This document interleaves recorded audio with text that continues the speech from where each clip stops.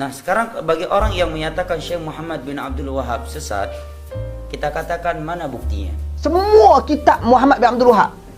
Saya nak kitab Muhammad bin Abdul Wahab. Buat mai semua kitab tu. Cari dalam kitab tu. Dekat mana dia mengkafirkan orang, dekat mana dia suruh bunuh semua orang, dekat mana kata dia bunuh ulama, dekat mana dia kata dia benci ulama. Sehingga terbukti Muhammad bin Abdul Wahab ini mengkafirkan orang-orang muslim.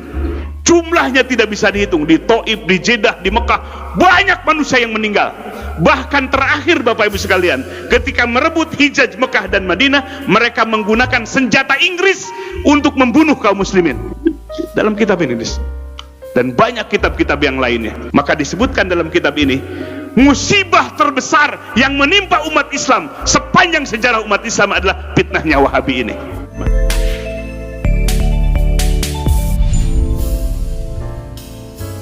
Secara ilmiah, kita bisa memvonis seseorang itu sesat apabila kita punya bukti. Ini yang pertama. Dan bukti itu bisa jadi ucapan yang kita rekam, ucapan orang tersebut yang kita rekam, atau karya-karya dia. Nah, sekarang bagi orang yang menyatakan Syekh Muhammad bin Abdul Wahab sesat, kita katakan mana buktinya? Nabi menyatakan al-bayyinatu 'alal mudda'i, orang yang menuduh itu harus mendatangkan bukti. Berikan buktinya. Rekaman suara udah nggak mungkin, karena sudah 200 tahun lebih antara kita dengan beliau. Maka sisa dengan cara yang kedua, karangan-karangan beliau. Dan alhamdulillah karangan-karangan beliau, karya-karya beliau tersebar di seluruh penjuru dunia. Kitab beliau Thalathatul Usul, Al-Qawaidul Arba, Kitab Tauhid, Al-Usul Sittah, Kashfu Syubhat, Nawaqidul Islam, dan seterusnya. Buktikan dari karya-karya beliau tersebut bahwa beliau memiliki akidah yang menyimpang, bahwa beliau adalah orang yang memiliki paham yang sesat. Jadi tidak sekedar fitnah. Karena kalau menyatakan fulan sesat, alan sesat, semua orang bisa. Semua orang bisa. Cuma sekarang buktinya mana? Buktikan dari karya-karya beliau bahwa beliau adalah orang yang sesat. Berikutnya, apa standar sesat di sisi Anda yang memvonis Wahabi itu sesat? Yang dimaksud, kalau dimaksud dengannya adalah Syekh Muhammad bin Abdul Wahab. Apa standarnya? Kapan seorang itu dikatakan sesat?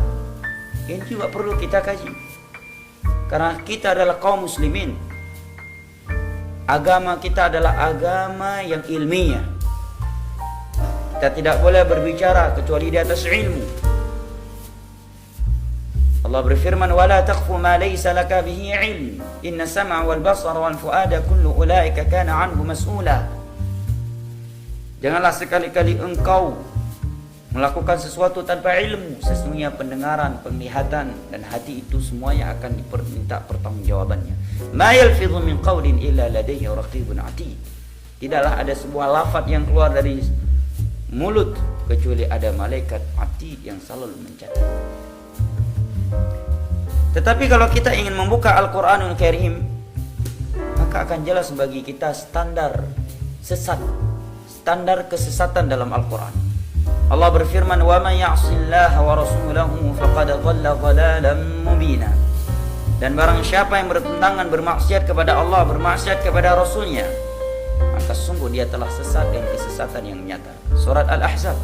Ayat ini cukup jelas menerangkan kepada kita standar sesat, bahwa suatu aliran, suatu paham, suatu dakwah dikatakan sesat tatkala bertentangan dengan Al-Quranul Karim, bertentangan dengan sunnahnya Rasulullah sallallahu alaihi wasallam, dan bertentangan dengan pemahaman para salaf, para sahabat Nabi. Karena Allah berfirman di dalam surat Al-Baqarah, "Fa in amanu bimithli ma amantum bihi faqad ihtadaw." Maka apabila mereka beragama, beriman sebagaimana kalian beriman, kalian ketika ayat ini turun, kata ulama tafsir, tidak ada lain selain para sahabat Nabi. Maka Allah menyatakan apabila manusia ini beriman, beragama sebagaimana kalian beragama, niscaya mereka berada di atas petunjuk. Wa in tawallaw fa innama hum fi shiqaq. Namun apabila mereka berpaling, maka mereka akan berada dalam kebinasaan, dalam kesesatan. Dua ayat ini cukup jelas menerangkan kepada kita sebuah prinsip, bahwa sebuah aliran, sebuah paham dikatakan sesat apabila bertentangan dengan Al-Quran, bertentangan dengan sunnah Rasulullah SAW dan pemahaman para sahabat Nabi. Nah, bagi yang menyatakan Syekh Muhammad bin Abdul Wahab karangan-karangannya itu sesat, menyesatkan, buktikan dalam kitab beliau apa, halaman berapa, jilid keberapa, ayat Al-Quran mana yang telah beliau selisihi, hadis Nabi yang mana yang telah beliau langgar, dan pemahaman para sahabat yang mana yang telah beliau selisihi. Buktikan, jadi ilmiah, sehingga kita tidak menebar kedustaan di tengah-tengah masyarakat, tidak menebar kebencian di tengah-tengah masyarakat. Banyak kitab beliau buktikan, kaji di mana letak sesatnya. Dan demi Allah, setiap orang yang membaca kitab Syekh Muhammad bin Abdul Wahab, dia akan tercengang kalau sebelumnya meyakini beliau sesat. Karya-karya beliau penuh dengan ayat Al-Quran, hadis, penuh dengan ucapan para ulama. Ulama mazhab menukilkan ucapan Imam Syafi'i, ulama sahabat, tabi'in, tabi'un tabi'in. Hampir-hampir tidak didapatkan ada ucapan beliau dalam kitab-kitabnya. Sangat sedikit ucapan beliau, seperti Kitab Tauhid karangan beliau. Judul bab, ayat, hadis, ucapan sahabat, tabi'in, tabi'ut tabi'in. Kemudian beberapa faedah dari beliau yang singkat. Ini yang hendaknya menjadi pencerahan bagi kita dalam permasalahan ini. Yang pok-pok yang tak ketahuan hala ni tuduh dia sesat, kafir apa semua, dia bunuh orang, ini tuduhan-tuduhan yang palsu dan tak berasas. Kita ada cerita di Al-Khadim ni, Wahabi itu sebenarnya sandaran kepada Abdul Wahab bin Rustum, zaman tahun kurun kedua ketiga hijrah yang lalu dan mati. Ini tu Wahabi yang sebenar. Ini Muhammad bin Abdul Wahab ni lahir tahun 1115 hijrah, mati tahun 1206 hijrah. Jadi satu zaman yang sangat jauh. Jadi saya tak cerita dia punya mengarang tu. Saya baca tu kitab dia. Kitab dia cerita pasal apa? Cerita tentang mengenal Allah, mengenal agama Islam, mengenal Rasul. Mengenal Allah, dia cerita kita diharam mensyirikkan Allah. Satu dalil. Apa perkara yang mensyirikkan Allah? Dalil. Satu, semua dalil Quran. Habis itu mengenal Islam. Mengenal Islam, apa itu Islam, rukun iman, ihsan. Kemudian habis itu mengenal Nabi, latar belakang Nabi sikit. Dalil. Jadi dituduh dengan pelbagai tuduhan. Jadi bila kita tunjuk kitab tu, orang yang nak kata ni buat mai semua kitab Muhammad bin Abdul Wahab. Saya nak kitab Muhammad bin Abdul Wahab. Buat mai semua kitab tu. Cari dalam kitab tu, dekat mana dia mengkafirkan orang, dekat mana dia suruh bunuh semua orang, dekat mana kata dia bunuh ulama, dekat mana dia kata dia benci ulama, kat mana dia kata dia benci Imam Syafi'i, Imam Ahmad bin Hanbal, Imam Abu Hanifah, Imam Malik, kat mana dia tolak mazhab, kat mana dia tolak Nabi, dia benci Nabi, kat mana. Buat mai semua bukti-bukti. Perkataan Muhammad bin Abdul Wahab. Tak ada. Memang tak ada. Perkataan Muhammad bin Abdul Wahab haramkan bacaan Yasin malam Jumaat. Muhammad bin Abdul Wahab ni bukan cakap bab fiqh. Dia bukan terkenal dalam fiqh pun. Dia terkenal dalam akidah tauhid. Tu kata ni gelong dia cakap lagu ni semua ni. Kitab Fitnatul Wahabiyah, ini kitab yang ditakuti oleh mereka, yang dikarang oleh Al-Alim Al-Alamah Syekh Ahmad bin Zaini bin Ahmad Dahlan Al-Makki, Mufti Mekah, pengarang kitab ini. Inilah yang menjadi guru ulamanya yang di Indonesia. Murid-murid beliau diantaranya pertama adalah Syekh Khalil Al-Bangkalani dari Madura, murid beliau.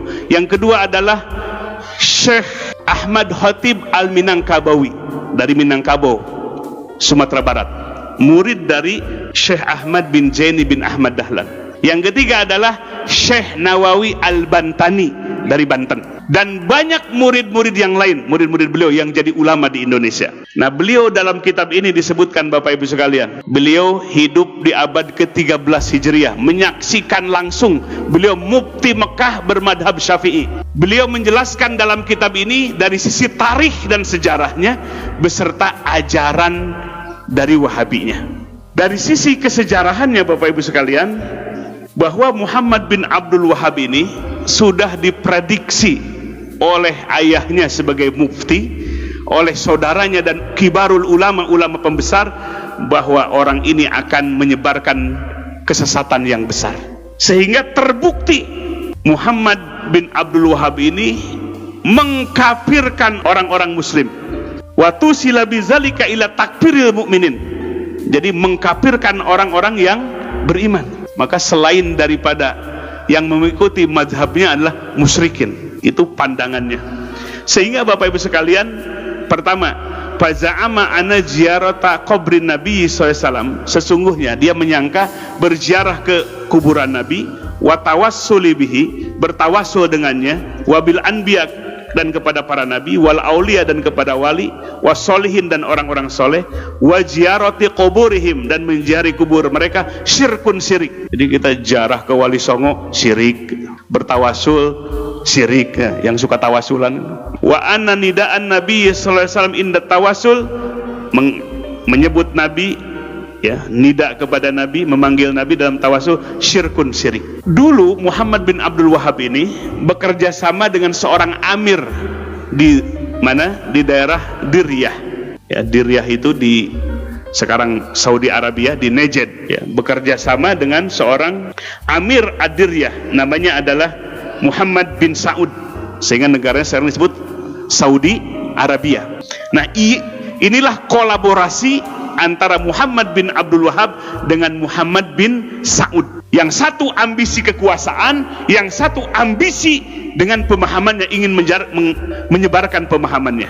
Sehingga di dalam sejarah, ke dalam kitab Fitnatul Wahabiyah ini, jumlahnya tidak terhitung yang dibunuh oleh pemahaman ini, dengan jumlah yang sangat banyak, karena memadukan kolaborasi antara penguasa dengan orang yang menyebarkan madhab Wahabi ini.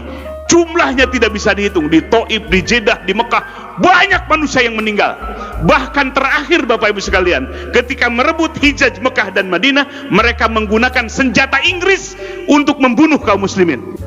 Dalam kitab ini, dan banyak kitab-kitab yang lainnya. Maka disebutkan dalam kitab ini, musibah terbesar yang menimpa umat Islam sepanjang sejarah umat Islam adalah fitnahnya Wahabi ini.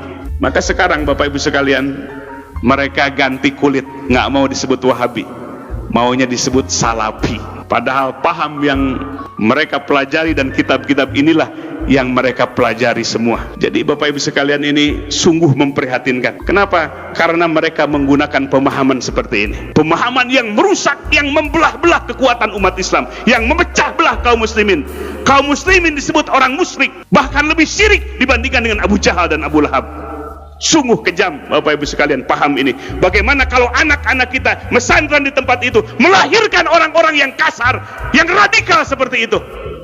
Maka oleh sebab itu, kita jangan kecolongan. Kita bukan memecah belah umat, tapi mereka yang memecah belah umat dengan kitab-kitab yang dihadirkan dan pergerakan dakwah mereka, terutama di Indonesia setelah Presiden Soeharto lengser. Mereka berleluasa, biaya dana yang besar dari Saudi Arabia, dari Kuwait, dari Qatar, masuk ke Indonesia untuk menggerakkan, menyebarkan pemahaman ini. Maka oleh sebab itu Bapak Ibu sekalian, kita sebagai warga ahli sunnah wal jamaah, warga Nahdiyin, punya kepedulian besar untuk melindungi umat dari pemahaman yang radikal seperti ini. Takfirul mukminin, mengkafirkan orang-orang yang beriman. Maka oleh sebab itu Bapak Ibu sekalian, di tempat yang mulia ini, di Yaumil Ijtima ini, bukan tidak beralasan kita mencegah mereka, sangat beralasan, karena kita lihat langsung kitab-kitabnya, bukan katanya kolak wakila, tapi langsung dari sumber-sumber ajaran mereka. Dan terbukti dari poin-poin yang tadi disebutkan,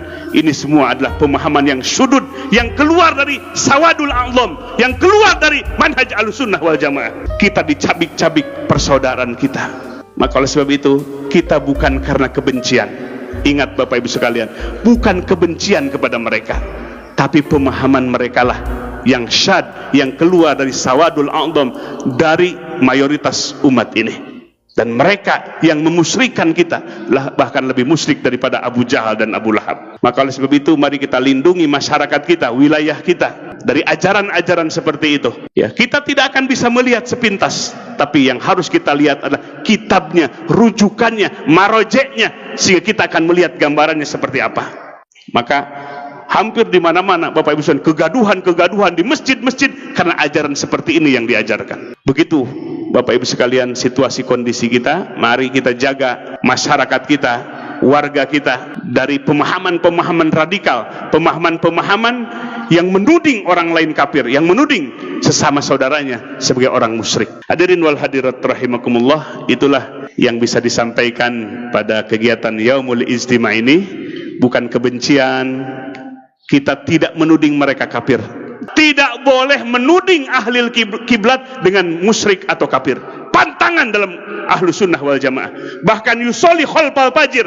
Ahlu sunnah wal jamaah itu sholat walaupun di belakang imam orang yang fajir. Menunjukkan al jamaah, kebersamaan yang harus kita kedepankan, bukan memecah belah. Itulah sifat dari ahlu sunnah wal jamaah. Tapi sifat-sifat yang ada dalam pemahaman kitab Wahabi ini adalah sifat-sifat memponis.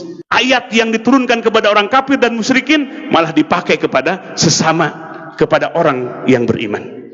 Ini adalah karena tidak menggunakan kaidah tafsir, merujuk Quran dan Sunnah tanpa menggunakan kaidah-kaidah yang benar yang ditetapkan oleh para ulama. Mudah-mudahan Bapak Ibu sekalian, Allah jaga lingkungan kita, Allah jaga masyarakat kita dari pemahaman yang menghancurkan ukhuwah persaudaraan kita.